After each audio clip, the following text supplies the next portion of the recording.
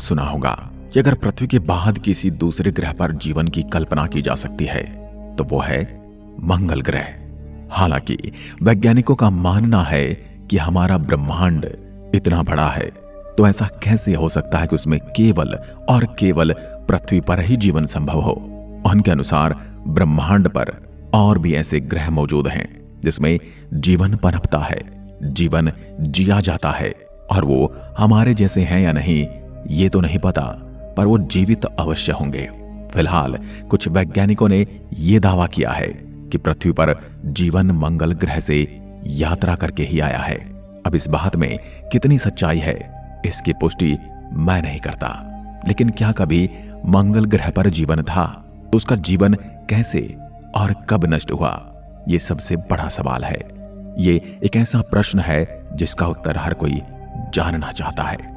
इसीलिए आज हम इस विषय पर बात करेंगे और जानेंगे आखिर कैसे कैसे हालात रहे होंगे जिन्होंने मंगल ग्रह को बेजान कर डाला, लेकिन पृथ्वी पर जीवन को भेज दिया।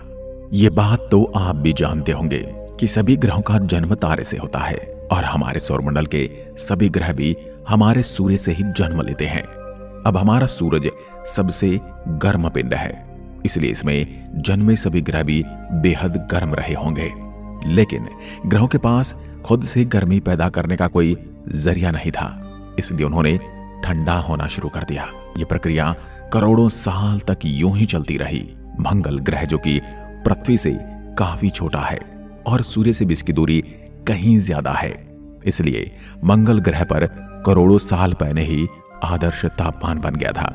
जब जन्म के करोड़ों साल बाद भी हमारी पृथ्वी एक भट्टी की तरह तप रही थी, तब मंगल ग्रह पर अच्छा तापमान था और वहां पर स्वच्छ पानी के सागर बहने लगे थे। और अतीत में पानी बहने के सबूत हमारे खोजयानों ने भी ढूंढ निकाले हैं। हमें मंगल पर पानी होने के सबूत मिले हैं।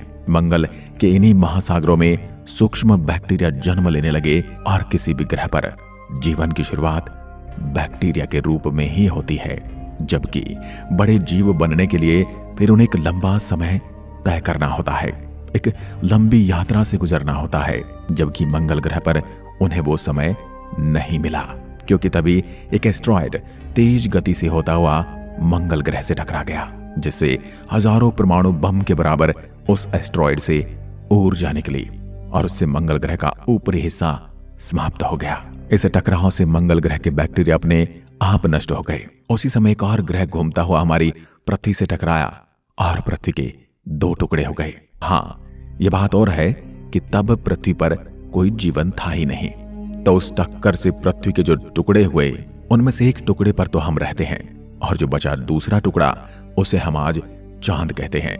इसलिए हिंदू पौराणिक ग्रंथों में पृथ्वी को चांद की बहन कहा गया है और हम पृथ्वी को माता मानते हैं, इसीलिए चंदा को मामा कहा गया है। पृथ्वी के उस ग्रह से हुई टक्कर एक अच्छा संयोग था, क्योंकि उससे भविष्य में पृथ्वी पर जन्म जीने लायक परिस्थितियां बनने वाली थी।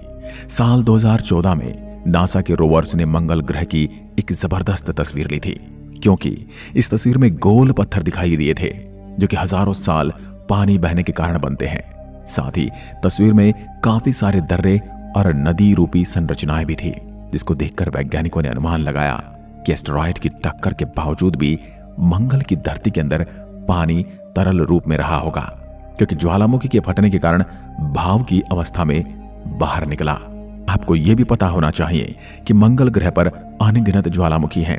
एवरेस्ट की चोटी से 3 गुना ऊंचा मंगल का ओलंपस पर्वत भी असल में एक ज्वालामुखी ही है।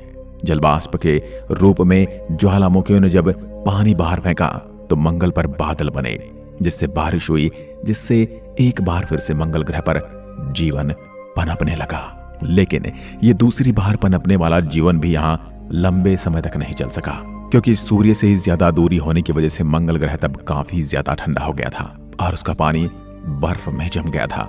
मंगल ग्रह पर अत्यधिक ठंड होने के कारण उसके बैक्टीरिया जैसे सूक्ष्म जीव भी समाप्त होने लगे।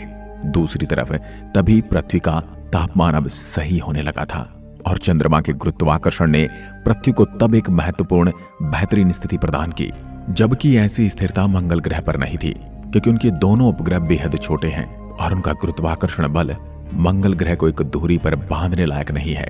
जबकि हमारा चंद्रमा काफी बड़ा है और उसका गुरुत्वाकर्षण बल हमारी पृथ्वी को एक तरफ झुकाकर रखता है, जिसकी वजह से यहाँ सर्दी, गर्मी और बारिश वाले मौसम बन पाते हैं। पृथ्वी पर जीवन केवल मंगल ग्रह की तरह बैक्टीरिया में नहीं पनपा, बल्कि यहाँ पर समुद्रों में कई तरह के जीव विकसित होने लगे। लेकिन तब पृथ्वी के पास ओजोन परत नहीं थी, तब कोई भी जीव समुद्र से बाहर नहीं रह सकता था। लेकिन पृथ्वी पर आदर्श तापमान की वजह से बैक्टीरिया का निर्माण हुआ, जो सूरज की गर्मी को सहन कर सकते थे।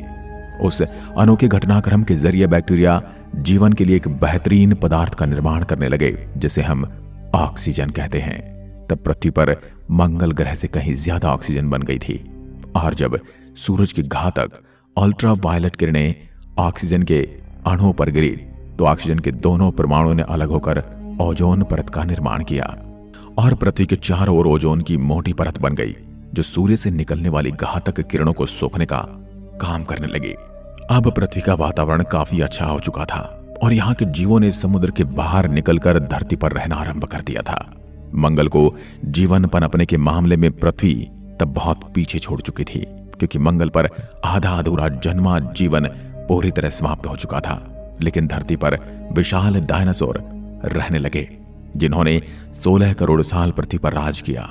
लेकिन यहाँ लंबे समय तक राज करना भी आसान नहीं था, इसलिए एक उल्कापिंड के गिरने से उन विशाल डायनासोर का भी अंत हो गया।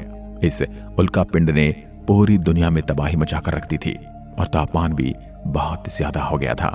हजारों साल तक आसमान से आग की बारिश हो रही थी और एक बार फिर पृथ्वी पूरी तरह से तबाह हो चुकी थी। आज से 6.5 करोड़ साल पहले धरती पर हर तरफ नर्क जैसा मंजर दिखाई दे रहा था। लेकिन ये घटना हमारे लिए एक वरदान साबित होने वाली थी, क्योंकि अगर डायनासोर का अंत नहीं होता तो हम यहाँ नहीं होते। उनके अंत के साथ ही स्तनधारी जीवों की प्रजाति को आगे बढ़ने का मौका मिला। पीढ़ी दर पीढ़ी उनमें कई तरह के बदलाव देखने को मिले और करीब 6 करोड़ साल चले। इस बदलाव की वजह से इंसान जैसे बुद्धिमान प्रजाति का जन्म हुआ। जहां पहले डायनासोर अपनी ताकत के दम पर राज करते थे, वहीं अब इंसानों ने अपनी बुद्धिमानी के दम पर राज करना आरंभ कर दिया।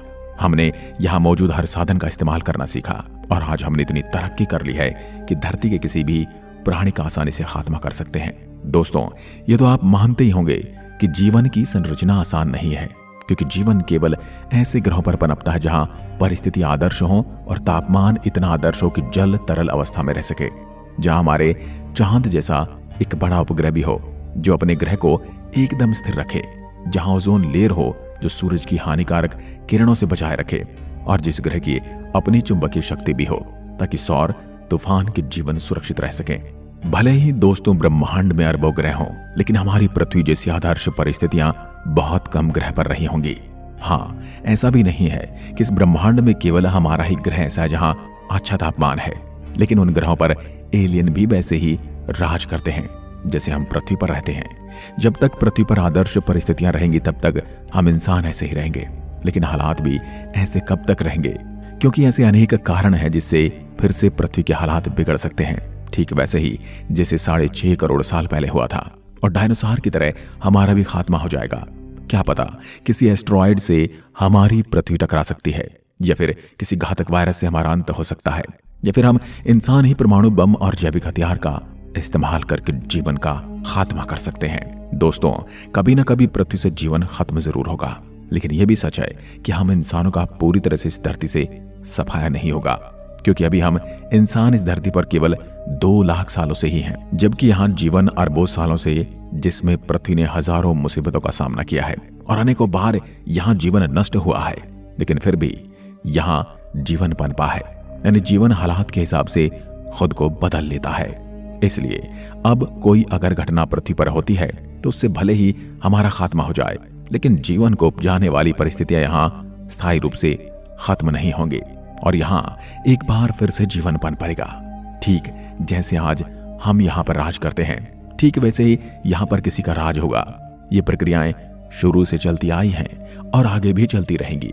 यहाँ ये बात भी है कि एक न एक दिन पृथ्वी का अंत जरूर होगा और इसकी वजह बनेगा हमारा सूर्य, जो हमें जीवन देता है, क्योंकि सूर्य ऊर्जा का भंडार है और जैसे जैसे इसका ईंधन खत्म हो रहा है वैसे वैसे इसका आकार भी बढ़ने लगा है। 2 अरबों साल बाद सूरज 15% बढ़ चुका होगा और तब पृथ्वी काफी ज्यादा गर्म हो चुकी होगी और यहां से जीवन पूरी तरह से समाप्त होना आरंभ हो जाएगा। और जब इस सूरज का ईंधन पूरी तरह से समाप्त हो जाएगा तब इसका आकार पूरी तरह से बढ़ जाएगा। उस समय सूरज का फैलाव हमारी पृथ्वी तक पहुंच जाएगा और हमारी पृथ्वी पिघलकर सूरज में समा जाएगी।